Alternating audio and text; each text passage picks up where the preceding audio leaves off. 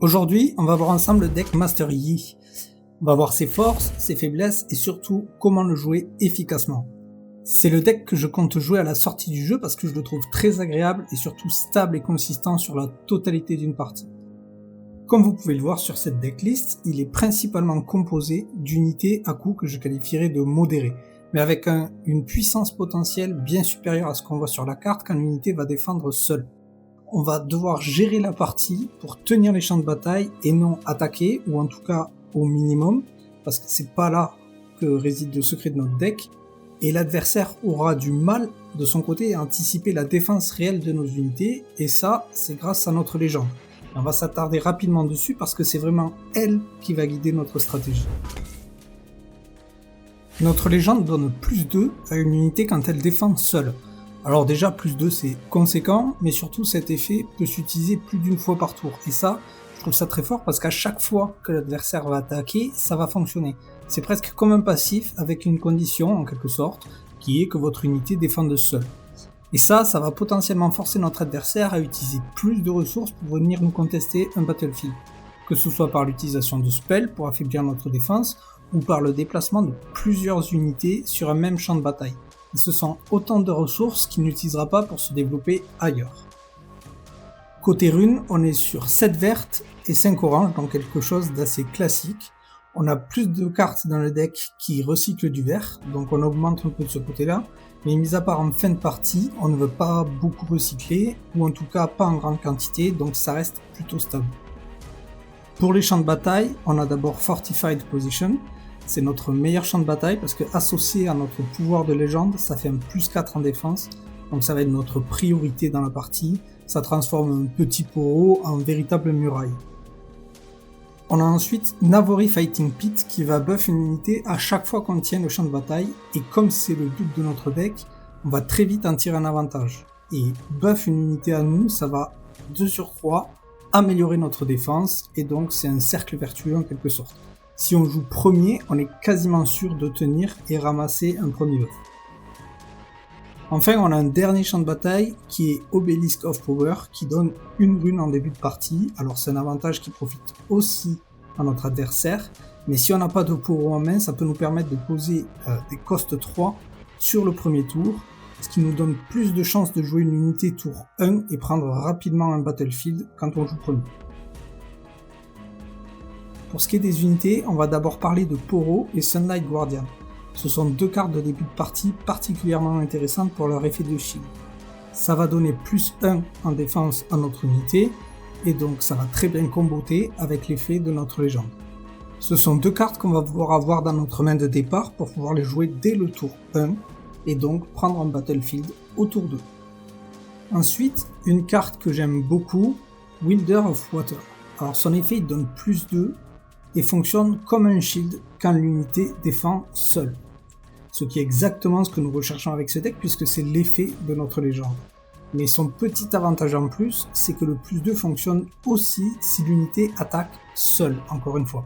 Ce sera donc une carte très utile pour aller contester des champs de bataille en début de partie.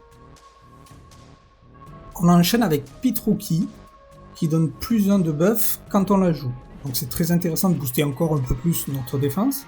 Ce qui est aussi très cool, c'est que cette carte va parfaitement comboter avec Wizened Elder, qui double son buff.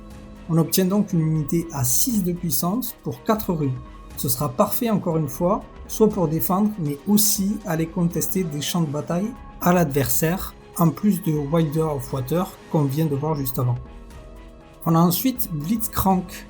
C'est une carte clé du deck qui sert à contraindre l'adversaire à nous attaquer, un peu comme la carte charme que nous verrons plus tard. Ça peut vraiment déstabiliser la stratégie adverse et ça va nous apporter de la gestion de board dans le deck. En plus de ça, s'il ne meurt pas et qu'on réussit à tenir le champ de bataille, il revient en main. Ce qui peut nous permettre de le rejouer par la suite.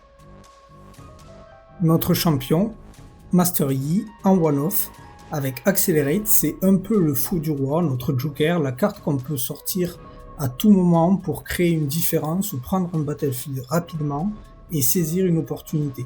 Sachant que derrière il va quand même avoir le plus 2 de notre légende pour défendre, ça reste solide et assez difficile à anticiper pour l'adversaire. Et enfin, on passe à deux unités qui diffèrent pas mal des decklists que j'ai pu voir tourner. D'abord, Yasuo. Peu de monde le joue, beaucoup lui préfèrent Carnivorous Snapvine. Sauf que ce qui me gêne avec cette carte, c'est qu'elle subit aussi des dégâts quand elle arrive. Elle n'a que 6 de puissance, donc en mid-game ou en late-game, elle va pas faire trop de différence puisque ses cibles risquent également de la détruire, ou alors on cible des créatures moins importantes. Yasuo, lui, coûte un peu plus cher et ne pourra pas être utilisé dès son arrivée parce qu'il n'a pas Accelerate, mais il a l'avantage d'appliquer d'importants dégâts avant de résoudre le combat. Ce qui signifie qu'il peut détruire des cibles bien plus importantes que lui quand il attaque. Et ça me semble plus intéressant car en fin de partie, si l'adversaire prend un champ de bataille avec de grosses unités, ça devient très compliqué de les déloger pour le deck. Donc Yasuo, lui, nous offre cette possibilité. Il peut mourir dans l'attaque, mais au moins il aura remove une grosse unité adverse. Puis on a Deadbloom Predator qui peut être directement joué sur un champ de bataille occupé par l'adversaire. Beaucoup lui préfèrent White Flame Protector. Je pense que ça dépendra du gameplay de chacun, mais ce qui me déplaît avec White Flame, c'est qu'il faut déjà avoir une unité dans notre base. Et si la situation est compliquée, c'est pas toujours le cas. Ce que je préfère avec Deadbloom, c'est sa capacité à surprendre et arriver directement sur un champ de bataille. Et si on gagne le combat, on défend directement à 10 avec le pouvoir de la légende. Je pense vraiment que sur ces deux cartes, ça va dépendre de votre façon de jouer. On passe maintenant aux sorts. La majorité coûte 1 et recycle 1, et ce sont tous des sorts défensifs, à l'exception de Charme. Defy va nous permettre de contrer des sorts adverses. C'est la carte parfaite pour venir perturber toute tentative adverse d'affaiblir notre défense ou déplacer nos unités avec des sorts. Unyielding Spirit est une carte qui va venir en support de Defy. Elle va protéger une unité des sorts de dommages, sans utiliser Defy du coup. C'est une carte qui me semble indispensable face au deck rouge comme Kai'Sa par exemple. On a ensuite Discipline, plus 2 et Draw 1. C'est très fort en défense mais aussi en attaque, on va pouvoir l'utiliser pour aller contester des champs de bataille à l'adversaire en début de partie, ça peut être vraiment très intéressant. Et enfin, Charme va nous permettre de déplacer les unités adverses, les forcer soit à nous attaquer ou alors les renvoyer dans leur base. C'est vraiment parfait pour déstabiliser l'adversaire et c'est notre meilleur outil de gestion de board. Et enfin, on termine par les gears. D'abord, on a Zonia qui va nous permettre de conserver nos unités lorsqu'elles vont être détruites. Et on a les gears Arena Bar et Mask of Foresight. L'un donne un buff, l'autre un plus 1. Ce qui signifie que c'est cumulable et ça vient s'ajouter à tous les bonus défensifs qu'on a déjà dans notre deck. Je vous laisse imaginer un Poro à 2 qui prend plus 1 avec son shield, plus 2 avec notre légende, plus 2 si on a le bon battlefield, plus 1 avec Arena Bar et plus 1 avec le masque. Sacrément solide le petit Poro.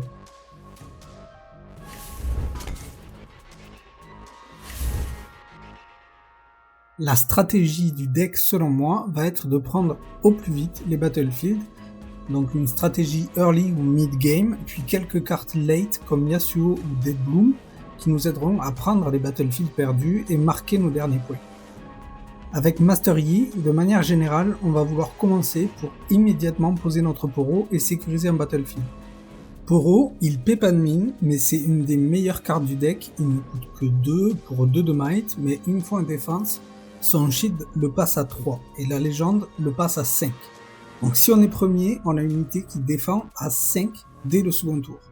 Si en plus de ça, on a le battlefield qui donne le shield, à lui seul, le Poro défend à 7. Et ça sans aucun buff ou gear. Et ça va être ça pour la totalité du deck. Défendre avec des créatures seules mais boostées aux hormones. Donc si on joue premier, sur 2 runes, on pose Poro. Si on joue second, sur 3 runes, Sunlight Guardian ou Wilder of Water. Puis on profite du second tour pour jouer nos gears qui renforceront notre défense et si possible une unité de plus comme Wilder of Water ou Wizened Elder. Et c'est maintenant qu'il va falloir faire très attention, parce que hors combat défensif, nos unités sont fragiles. Donc ce sera compliqué d'attaquer un battlefield en début de partie si l'adversaire le tient déjà. Mais nos unités sont aussi exposées à des sorts qui infligent des dégâts pour un faible coût. Ça peut très vite devenir compliqué si un simple sort nous fait perdre un battlefield. Le reprendre ne sera pas simple sans aucun bonus en attaque. Donc aux alentours du tour 3, on va devoir commencer à gérer le board adverse, et pour ça on a deux cartes. D'abord on a Charme, qui va nous permettre deux choses. Dans un premier temps, si on a une unité qui défend un champ de bataille, on va pouvoir forcer l'adversaire à se déplacer et nous attaquer. C'est nous qui forçons l'attaque, mais on a quand même notre bonus défensif. En gros, on va convertir notre défense en attaque, le tout en libérant le second champ de bataille. Ou alors, si l'unité adverse est trop forte, on peut tout simplement la renvoyer dans sa base et prendre le battlefield. Pour marquer notre 8e point par exemple, ça va être très pratique. De la même façon, toujours aux alentours des tours 3 ou 4, on a Blitzcrank. On déplace une unité sur notre zone pour convertir une nouvelle fois notre défense en attaque et détruire cette unité. Ce qui est bien, comme je le disais avant, avec cette carte, c'est que si Blitzcrank n'est pas détruit, il revient en main au tour suivant. Et on peut donc le réutiliser et refaire la même stratégie. Ça, c'était pour la gestion de board. Mais aux alentours du tour 3, ce qui va poser le plus de problèmes à notre deck, surtout face au deck rouge, ce sera les sorts de dégâts. Nos bonus n'existent pas puisqu'il n'y a aucun combat, donc c'est là que nos sorts défensifs prennent tout leur sens. D5 va nous permettre d'annuler le sort, ou Unyielding Spirit pour annuler les dégâts, mais attention à les utiliser au bon moment. Lorsqu'il s'agit de dégâts, on préférera toujours Unyielding Spirit pour annuler les dégâts, mais conserver nos cartes D5 si on en a aussi en main, qui nous serviront plutôt à annuler des cartes qui réduisent notre puissance. Dans une situation où on n'aurait aucun de ces sorts, il reste Zonia, qui nous permettra de sauver une unité. On perd le champ de bataille, mais on garde notre unité, donc en bref, on limite les dégâts. Au-delà du tour 4, on va forcément commencer à perdre des champs de bataille, et pour les reprendre, on a Charme ou Blitzcrank, comme vu juste avant, mais aussi Yasuo, Deadbloom et notre champion. Yasuo, il faut le poser dès que possible, parce qu'il n'a pas Accelerate, donc il ne pourra pas attaquer immédiatement l'adversaire. Donc si on a une opportunité et un nombre de runes suffisant, on le pose, parce que comme ça, il sera présent pour attaquer une grosse unité adverse en fin de partie. Deadbloom, lui, il peut se jouer directement sur un battlefield, et il est vraiment idéal pour surprendre l'adversaire. C'est vraiment la carte parfaite pour aller gratter nos derniers points et gagner notre partie.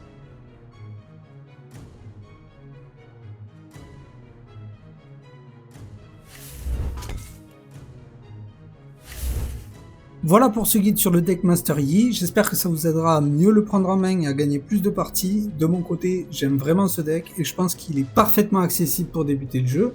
N'hésitez pas à me faire vos retours dans les commentaires et me dire ce que vous changeriez de la decklist. Si la vidéo vous a plu, pensez à liker et à vous abonner pour ne rien rater. Ciao!